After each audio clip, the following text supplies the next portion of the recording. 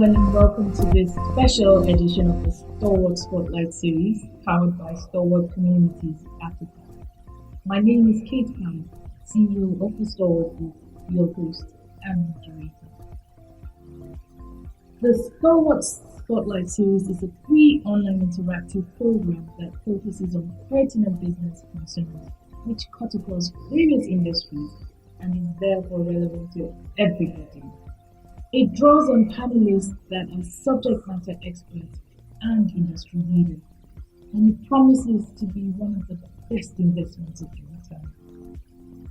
In the last Spotlight, held on the 26th of August 2020, we had a special summit on the future of education in Nigeria post-COVID-19, where we had several panelists talk about different aspects of education, ranging from inclusive models for special needs, almajiri, and nomadic children.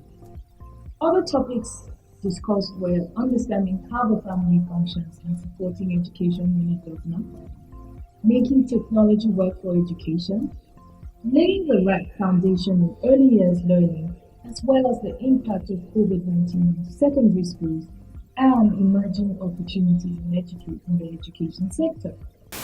We were also privileged to have Nigeria's Honourable Minister of State for Education as our keynote speaker. Unfortunately though, due to technical difficulties beyond control, he was unable to deliver his keynote address. As expressed by participants, there were high expectations to hear from the government and so many questions for him were unanswered. In keeping with our promise and his commitment to listen, learn, and provide support where necessary, the Honourable Minister honoured our request and granted our team an audience to discuss the government's strategic focus on education and economic sustainability post-COVID-19. Please watch and drop your questions and comments in the comment section below. We will be sure to keep the communication open so that together we can move education forward in Nigeria. The webinar, I don't know if your team had told you. Let me just present the report so that your topic was just to shed some light.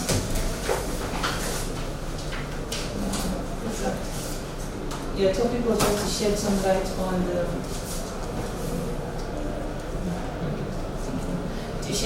some light on the strategic direction of the government in terms of education with the COVID-19, post-COVID-19, thank you, sir. Post-COVID-19, and talk about challenges and opportunities so people will hear if there's any learning and contribution since we're all in this together. I try to explain that the entire education atmosphere seeks to address what a country's manpower requirement would be. They begin a development that takes you from learning communication, A, B, C, D, and the languages with which we to make those communication, to making logical deductions, 1 plus 1, 2, 3, until you graduate to the millions, and then rehearses you around all of that. Those are foundational tools. And as you begin to develop further, you migrate into skill setting, because once you have these foundations, you can then build on different abilities, which then include what new skills your new economies require. If you don't know A plus A and B and so on and so on, you won't know what AI will then mean.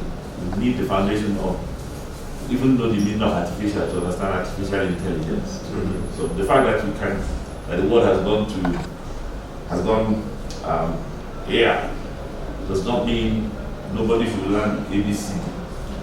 So you need to actually have those fundamentals to be able to then do the things you would like to do. And then leveraging on that, you then say, I want to develop skills around a specific area. We've come with education, Western style, is technically less than 100 years old in Nigeria, because when the colonial masters were living, they developed curricula around what they needed at the time. And so, whilst education is then to teach you and make available knowledge on a wide spectrum and afford you that platform for you to make those kind of transitions. And I give people instances of people who had opportunity to be mechanical engineers who ended up becoming managing directors of Bank. Keynote is an example at first. So knowledge is transitional by its very nature. That's why it's called knowledge. You can use knowledge to manipulate the next thing. However, if you do that and people come out to the market and they're not useful for the economy, then there's a fundamental problem with that. And that's what the Ministry of Education and all partners in this ecosystem need to constantly address, because it's not a one-side fit. We think that it is important that we continuously make those adjustments. What was required in 1970 is no longer what is relevant, and may not completely be relevant in 30 years later. How do you predict what will be needed in 30 years and begin to train people for it now? Is the challenge of developers. You can only make an educated guess at it. So you seek guidance from history and from what is available and postulation before you can then say this is what we're going to be doing. So you're going to be teaching subjects. Nobody predicted COVID, but everybody had known that you could use online teaching methods. So today, the reality of COVID is that we are able to get a lot of people skilled up into being able to deliver content online. So in my overview of the 112,000 primary schools in Nigeria, 65,000 of which are public, what is the challenge? How do I get teachers? How do I make sure that, yes, it's not just a building, that learning is taking place? How do I make sure that those who are managing them are competent and are able to use these tools that are available? Now, I can make regulations around this effort, because that's what I can make. I can only make regulations, because the primary school system is actually, in the hands of the state governments, because the Constitution of the Federal Republic says it is concurrent. And I do not own, from the Federal Ministry of Education, any primary school. You can't. It's not. So how do you then determine? I can only use regulations around curriculum, and you beg counterpart funding to accelerate growth in those areas and reward the teacher development enterprise in order to bring better quality teachers. And then to try to make sure that all of these programs is available nationwide, so that the loop-sided nature of educational achievements and learning outcomes in Nigeria, currently that is the case, is a bit addressed. Because if you don't do that, you still have the same set of problems. People ask about skills and the development of skills, and I'll tell Nigerians, between the Ministry of Education, the Ministry of Labor, and all ministries, there are over 4,000 vocational institutes around Nigeria. All of them are, or almost all of them without exception, are under-attended. So, what's the challenge? Is it to build more places, offer more skill? And everybody tells you about Tibet. Everything that's been told about Tibet and STEM is already available. It is then how do you make Nigerians use them?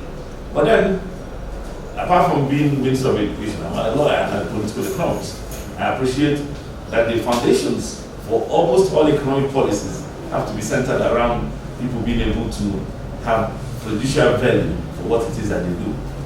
And our challenge as a minister or somebody running this place is to have to get our people tuned in to what it is that we offer I can bring you a compendium of all the technical institutes and vocational institutes in Nigeria. We publish that from the National Board of Technical Education and where they are and why they are underused. So, as soon as people start using the services of technology, as soon as Nigeria becomes a country that consumes locally produced goods and services, then you create the employment that makes learning those skills important. Right now, everybody keeps talking about digital skills. Digital skills that Microsoft will hire you from Nigeria and you can earn 1 million from here in Nigeria. That's the kind of stories Nigerians like to hear. That's what they think is the idea behind digital skills. That's just correct. There's no way Microsoft and Google and everybody is going to hire everybody in Nigeria. It's not going to happen. So let's stop trying to make this seem like what it is. The real thing that the economy needs is the people, manpower to work in the sectors everywhere. Who repairs our laundry machines? How can't we produce our own ironing board? Everybody looks good, but who worked? How do we make sure that the policeman that we are producing tomorrow can read the label on the police before he shoots the wrong person? I mean, and the federal government pays nearly 1.2 million people on its payroll. Half of them are people who run the organizations that Nigeria is a country of 200 million people. Our challenge is not to produce for you who wants to be Microsoft. Our biggest challenge is to first of all get our country working. And in order to get our country working, every Tom, Dick, and Harry who is going to school must have the foundations to be able to make those kind of transition. And that's what it's still. The Marjorie situation for the schools. And of course, the recent ban by the northern governors, where they say the Marjorie system should be banned and all of that. And so for some of us, we were a bit supportive of the idea because we strongly believe that if these children are within their community or within their state, we could have a measurable intervention in terms of education and all of that for them. I don't know what the ministry also, what's the direction of the ministry? Are they in line with the governors or? I'm one of the believers in the Universal Basic Education Commission law. When I was in the House of Reps in 1999, we started the work that led to the signing of that act in 2004. Now, in creating it, we thought that it is, doable to arrest anybody who is not in school. He or she will show you her father. Then you go and arrest the father and the mother, and they will compel the child to go to school. Well, almost 16 years later, we are older people and we are wiser. And now, or not just wiser, we've come to realize some of the things that were not done. And because those things can't be done, you can't arrest everybody in Nigeria. You can't arrest every father or mother. If you have 10 million children who go out of school, what it means that literally you have maybe like 3 million fathers and mothers. So are you going to lock all of them up in which type of prison facility? So you must rethink the process. And like I said, this is a continuum. We are all continuing along the same,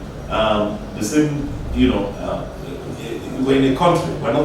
We didn't just descend from the moon. We're in a country where we're doing things based on what our responses are. And so we have a situation where we need to rethink that model of arresting children and putting them in school. We have compelled people enough. We've given the options. So we now think you can't keep doing the same thing, the same way, thinking the same way, and expecting a different result. Okay? So we are thinking that we now need to adjust. What's the adjustment? The Ministry of Education, at least when I joined it, looked at the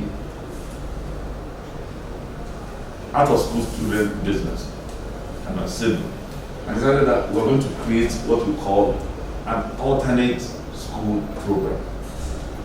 What's an alternate school program? It's a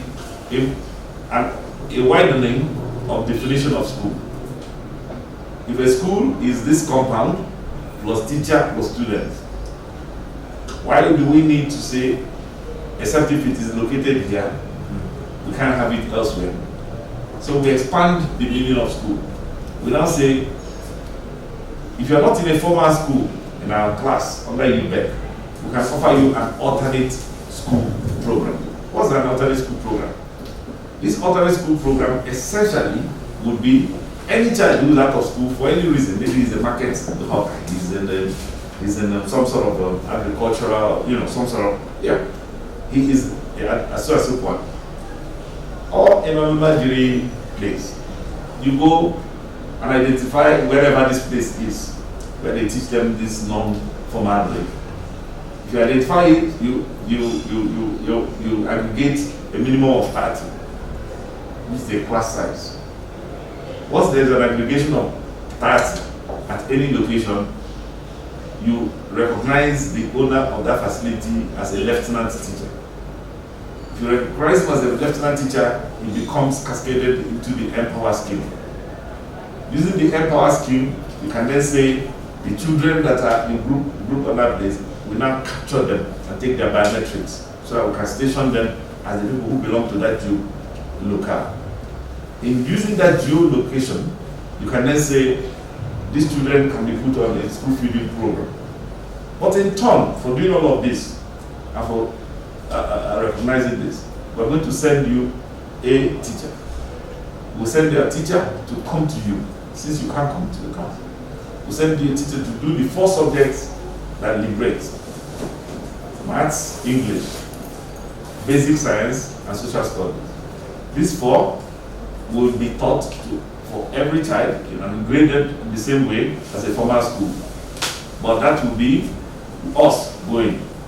We're sending, let's say your school, your Amadi school is in Konduga, and there's a primary school in Konduga Primary School. So we take one of our teachers from that place and give him an allowance that allows the person to come to wherever that place is and teach them for 2 hours in a day.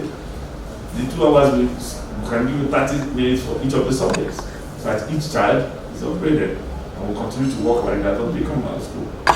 That opportunity is what we're offering as an alternate school program. But we also see that the Ministry of Education is formatted really to address formal education in all its ramifications. So we're going to move this program into the Humanitarian Affairs Ministry, so that this program becomes a humanitarian matter rather than a strict to sensu formal school program, such that you can then get the benefit of having educated children and solving the humanitarian needs. That's what we do. This is the way government is taking. We may not have all the answers that will come out from engaging it, but the questions can only arise from engaging it. And when the questions then arise, as human beings, we begin to reformat answers. That's Dr. Rifkato Ogundi. She's the director at Royal Family Academy. Her video is not on, but I hope you can hear us. She has over 40 years experience in the education sector. And like I said, Mrs. Vivian Rang, her focus is more children, displaced children. So that's the theme of her thesis. We have Get Funded Africa. They're joining in now because we were looking at some of all these, the early years foundation learning, starting with the foundation. We're looking at inclusion for marginally nomadic children. Dr. Ahmed Shehu's, the profiles are all there. He talked extensively about a community-based model, which ties to what you were saying with your own project. Slight differences. So we had Mr. Lawrence Robert, the President General of Unity School Students Association, and he spoke on the area of partnerships. What kind of partnerships? Because we're thinking, okay, how can we build a framework that will attract investment? So Get Funded Africa has joined us, teamed up. Their responsibility is to try to look at venture capitalists that would be involved, and they're very particular. Just like you said, transferring of skills, they're very particular about STEM or STEM or STEAM now as it's called. So, well, we came today to just hear, first of all, from your end, and then to share these ideas and see from the work that we've been doing, some of these conversations that we started talking about them like maybe 5 years ago, putting ideas together. But without the government support in terms of policy, even just being a part of the conversation, just talking about it the way you're talking about it, gives it weight and gives it a push. We do realize that, I know you said everybody in Nigeria wants people that look like us, but you see, when we do the grassroots, we've gone to Lafia, I've been to the IDP camps in Maiduguri. We are interested in that aspect, in really bridging the gap in education. And so we're hoping that at the end of the day, maybe we can find ways to foster the conversation, we can contribute to the work that is going on, and share the ideas. Like you said, it's a continuum, needs modification. Maybe there's some way, some value we can add in the process. Everybody here is doing it, every organization, every panelist, it's a volunteer thing, and it's out of passion for education of this country that we have been doing this, and we have come to you today. Fundamentally,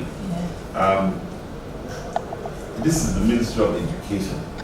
It's not the office of the President of Nigeria.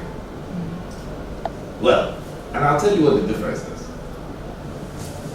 The Ministry of Education has a law that guides it, and it feeds into a larger system. But my vision of Nigeria a little bit alters all of that, because right now we are educating because this is how education is set up. You can rejig that by going to Ministry of Labor and Productivity. That's where you start. Education should start at that. In fact, there should be the people who are running Ministry of Education. Now, what do I mean by that? Right now, every Nigerian should tell us what they can do and what they cannot do. If I give you a form, every Nigerian should, the Ministry of Labor should have an unemployment filing form or an employment filing form, which shows what's your highest qualification. What is primary 6? How old you are.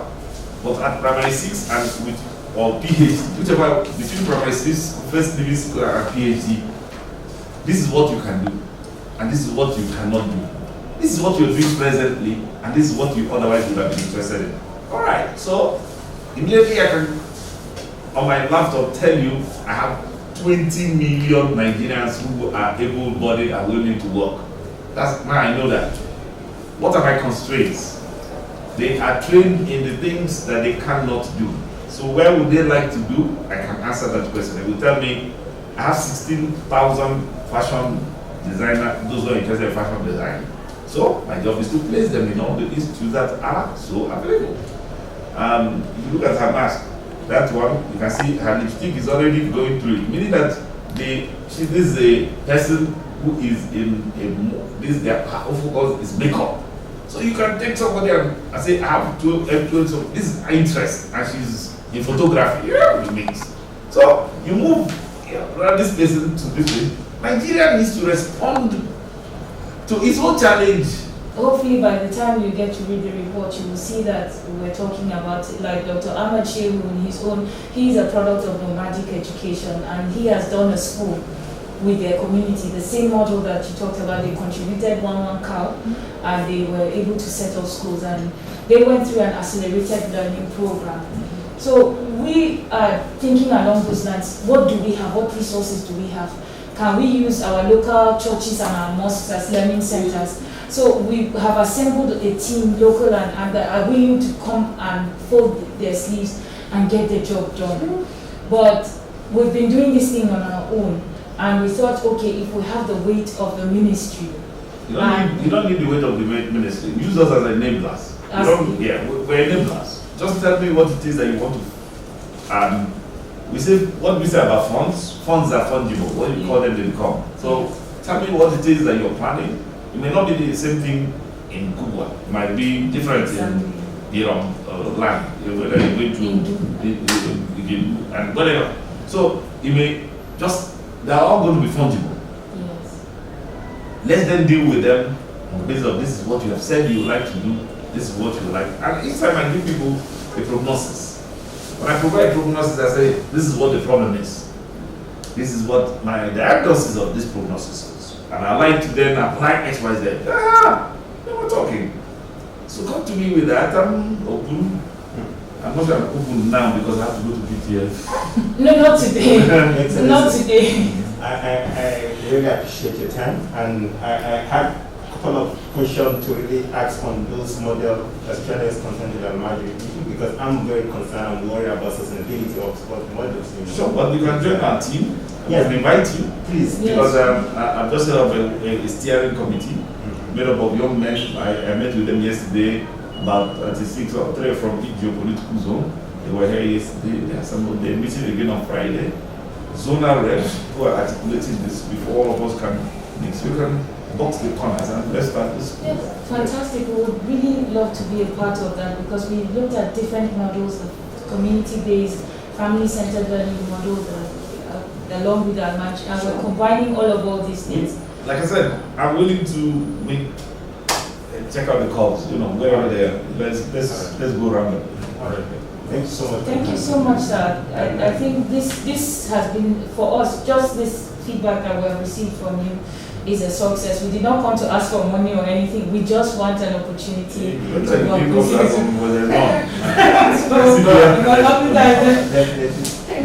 But let me know what it is that you require. If I go begging for it, I go begging for it.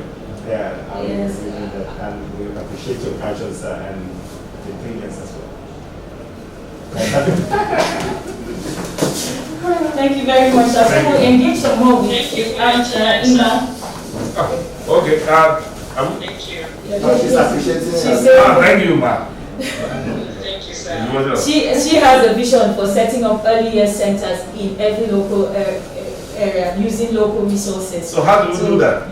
It's basically getting to train teachers who would be responsible for teaching at this level, because to teach in the early years is something that requires a lot of specialization. And then I've had the opportunity to conduct research in our government primary school. I have worked mostly in the private sector. I'm particular about the government schools really, because I live in the UK and I see how public schools are still very good, and that's the kind of standard that I'm hoping that we'll get to in Nigeria.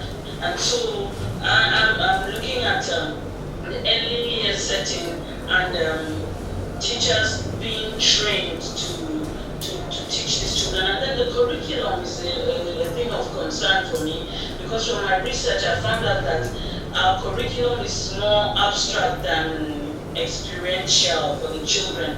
And so it is something that can be worked on so that the children use, we look at our context and we can develop a curriculum that will suit our context in a way that it would help the foundation level to be what it is, so that the foundation is good and then the other levels of education is actually built upon it and experiences the success that we should actually have. So I spoke at the webinar and I brought out, and I know you know, sir, the significance of the foundation level. They say where the foundation is faulty, then everything goes wrong. And so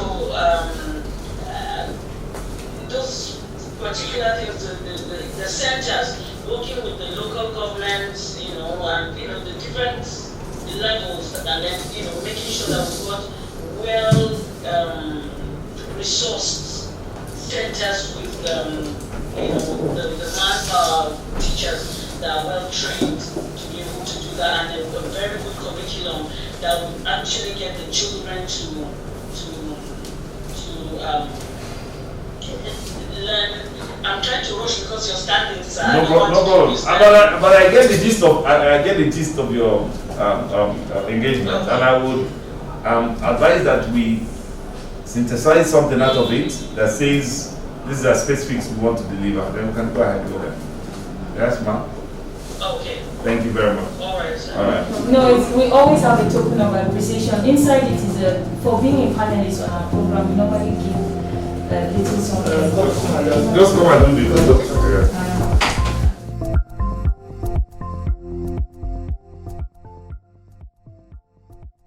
Ladies and gentlemen, you have heard from the Honourable Minister yourself, and as you can see, a lot of work needs to be done to build an inclusive educational system in Nigeria that will bridge the gaps between the rural and the urban centres.